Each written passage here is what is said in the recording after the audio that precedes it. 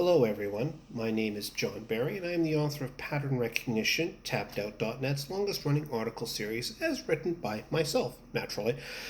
I am something of an old fogey, as you can tell by the complete and utter lack of hair, and I've been around the block a few times where magic is concerned. As such, I use this series to talk about the various aspects of the game, be it deck design, card construction, mechanics, chat, in-universe characters, and history, or whatever happens to cross my mind this week. Please feel free to send in the comments below the article, add suggestions, or just plain correct me. If you're viewing this on YouTube, I will put up an article link in the description below, and I would rather that you post your comments there where more people will probably see them. I hope. Also, watch the professor. He's much better at this than I am. I am a smartass. I can take everything. So, today's article is about sideboards. What they are, why they are, as well as breaking out a couple of examples from a different game to show you how they were handled there, and remember, Magic has it easy and good. The existence of the sideboard is something that I can't quite pin down as to when it started, though I suppose that due to its nature, it probably was instituted around the time that professional level tournaments were starting up, and since then, the rules for them have pretty much stayed the same with a couple of exceptions. First, defining a sideboard. A sideboard is a set of up to 15 cards that are not part of your main deck, but rather are an addition to them. They are in their own separate pile, and they stay there. In a match that is played with more than one game, such as best 2 out of 3 or best 3 out of 5, between the rounds of a match, but not before the first round, each player may make 1-to-1 substitutions of cards in their deck for cards in their sideboard. Naturally, decks must return to their starting default deck list at the start of each new match. Now, there are a couple of caveats to this, naturally. First, it is in limited formats like draft and sealed. All the cards that are not in your deck are in your sideboard. So, sure, you've got 90 cards in that sealed pool, and you use 22 of them to make a deck and grabbed 18 to spare basics. But the other 68 cards? Well, and I'm sure quite a few of you others out there, have had the opportunity to literally sideboard their entire deck out. You don't believe me? Well, I had a chance to go to a Kaladesh pre-release. I got Dovin Bond, foil pre-release, at that deck. I built a deck that was black-red artifacts, smashy aggro. It happens. Round 1, I did well. My opponent was like, oh yeah, I know exactly what I need to deal with you. So I took my black-red deck, I put it aside, and I pulled out my white-blue control deck. My opponent called the judge, causing me to cheat, or claiming that I was cheating. I explained what was going on, my opponent agreed this is what I had done, and the judge looked at me and said, no, that's legal. He's sideboarding out 40 cards for 40 cards. My opponent did not lose it, but he was so flummoxed by the idea that I had 2 full decks out of my sealed pool, he didn't know how to respond. And the fact that I could literally have 2 identical decks, because they were in the same sleeves, and he didn't know which one was coming. Okay, yeah, I was a smug asshole. It happens. Another exception is Commander, where there is no sideboard at all. In theory, this is because there is only one game in a round, and as a result, there is no time to access any cards that happen to be in your sideboard. Now, on the other hand, there are players who want a sideboard in Commander so that cards like Glittering Wish and Karn the Great Creator can have some value to them, because they pull cards out of your sideboard, cards that are not in play.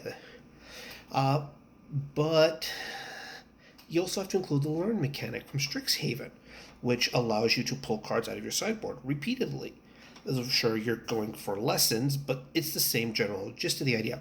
Without a sideboard, these cards don't work to their fullest ability, which is also why Learn is a draw-discard effect if you're not pulling cards out of your sideboard.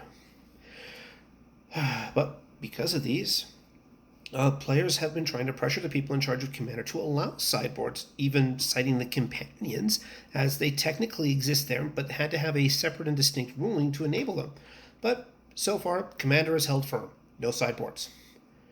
Let's go back to the Learn mechanic for a second there, because it did cause one more change in sideboards.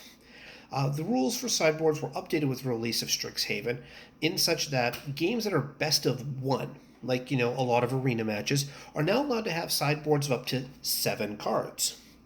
7. Sorry guys, I'm just checking out my video here. And these sideboards are allowed for best of one because they're now cards that can regularly access the sideboard. It's not much, but it's there and it can be accessed. Now, I find that sideboards exist in one of two wide concepts, with the degree of overlap between them. The first and most common version of the sideboard is the reactive version. This is the sort of sideboard which contains cards that are there to prop up your deck against poor meta matchups. For example, you might be playing a mono red burn deck, and your opponent is playing a white black life gain deck. After round one, you don't like your chances having lost, and so you take out some cards you feel aren't performing that well, and drop in 4 Rampaging Ferocidons and a pair of Everlasting Torments. Cards I don't have, apparently, because I was looking for them for examples. But you put in 6 cards, you have to take out 6 cards. So you do that. Of course, now you go on to win round 2, and then you can sideboard again before round 3. And of course, your opponent also has the chance to do that, because now he's seen you've got Rampaging Ferocidons and Everlasting Torments, so he's probably going to put in a little bit more of enchantment removal and a little bit more creature removal. So this is how sideboards work. They're reactive to each other. Things happen, players react. Things happen again, players react again. This is what the sideboard does. This is how most of the sideboards go. They're in response to the projected meta of the time and place, as well as how matchups go. And once you know what your opponent is running, you can make changes. Related, but not quite the same, is the idea of redundancy. In this case, your deck is less about shoring up your weaknesses to your opponent and more about reinforcing your strengths. Need more burn? Well, pull out Exquisite Firecraft and replace the Demolish that is currently in your deck because you were expecting an artifact-heavy meta because Mirrodin exists. Or Kaladesh. Either one or more. No, wait. Why do you have Demolish in your deck? Never mind, that's just an example. I just grabbed it. Never mind me. So these are the two major ways to build a sideboard. I've experimented with boards that allowed me to change the focus of a deck, but 15 cards is very tight to do so, and you either have to signal the extra colors or other decisions with curious land choices or cards that don't quite fit, or you put lands in the sideboard. Not to say lands can't go in the sideboard, they can. Cards like Wasteland or Ghost Quarter or, Field of Ruin. Field of Ruin is important. Seriously, somebody gets uppity with Field of the Dead, you pop in Field of the Ruin. Well, Field of the Dead got a standard ban, so not really anymore. But in the end, the sideboard is reactive. I'm not about to make any sort of opinions or judgments or calls on the best use of them, save to admit that all opinions have validity in their own way. And in fact, some people are so sure of their deck building skills that they forego the use of a sideboard entirely. That's stupid. Don't do it.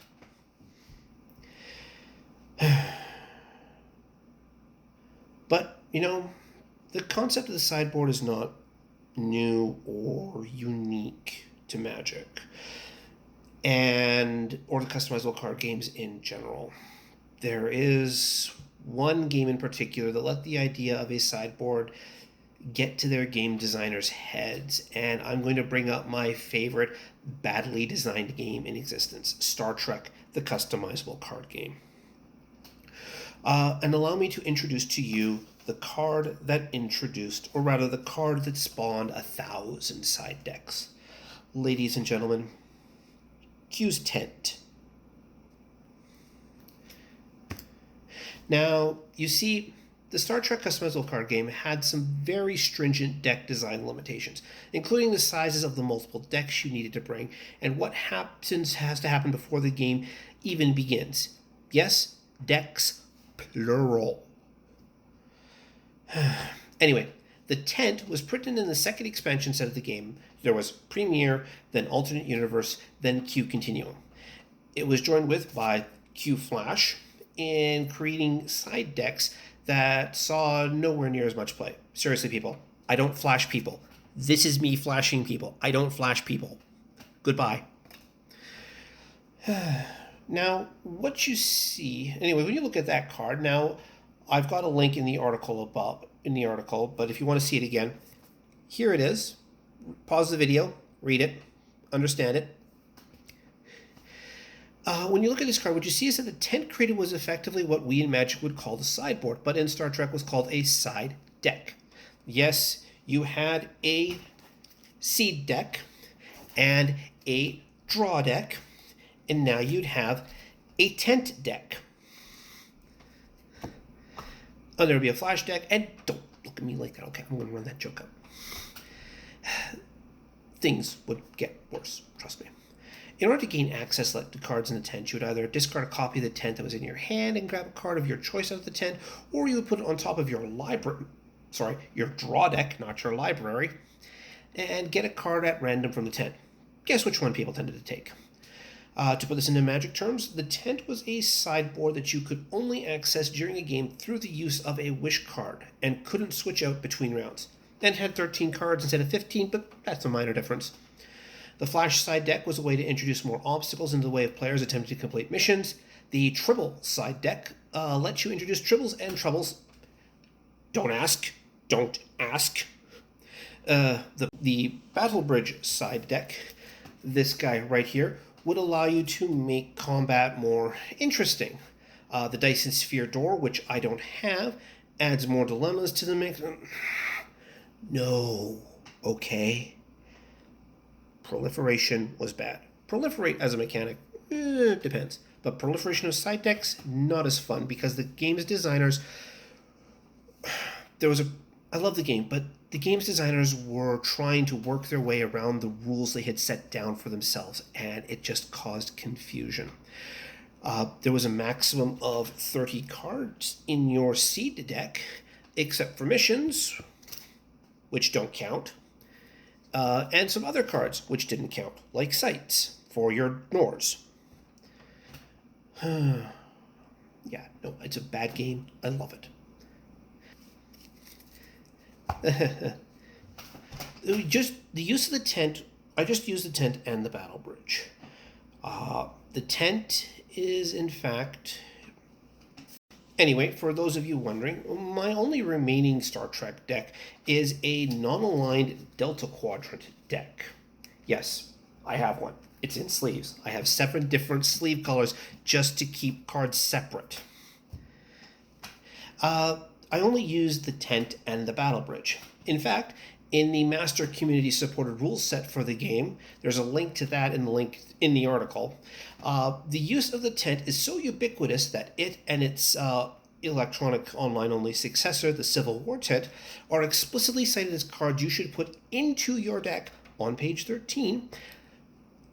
It's like being told that a Soul Ring goes into your Commander deck or fetch lands into Modern. It's just assumed at this point that it's going to show up in your deck. You start to build a deck, the card magically appears in your deck list. Of course, my use for the tent is also directly called out in the same document on page 14 as one of the ways that the deck is used. Specifically, my tent has 1 copy of Prelor Warship, so that at the beginning of the game, I can close my space door to download the Prelor Warship to my outpost. For those of you who have no idea what I just said, this is basically the equivalent of turn 1, tutor a decent creature, a vanilla creature for the most part.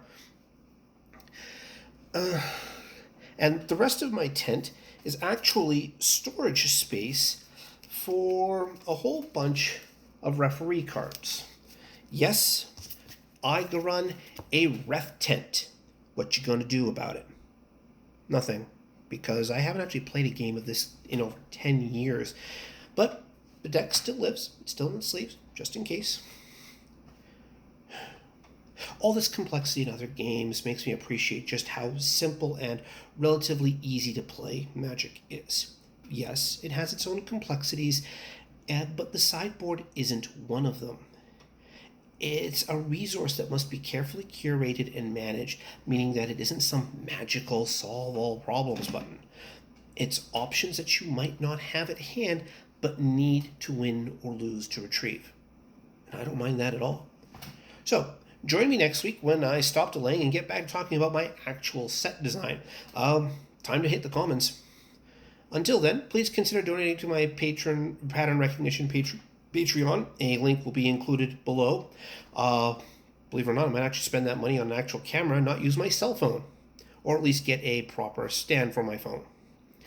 I have a job, but more income is always better. I still have plans to do, well, actually, you know what? No. I've got $100 a month in donations. That's why I'm starting to use this now. So I'm putting my money where my mouth is, and I'm putting my mouth where my foot is, or something like that. Of course, you can always pay me to bribe your questions, comments, and concerns to the front of any comments I might, or videos I might make in the future. So I will hope to see you again next time, and until then, have fun.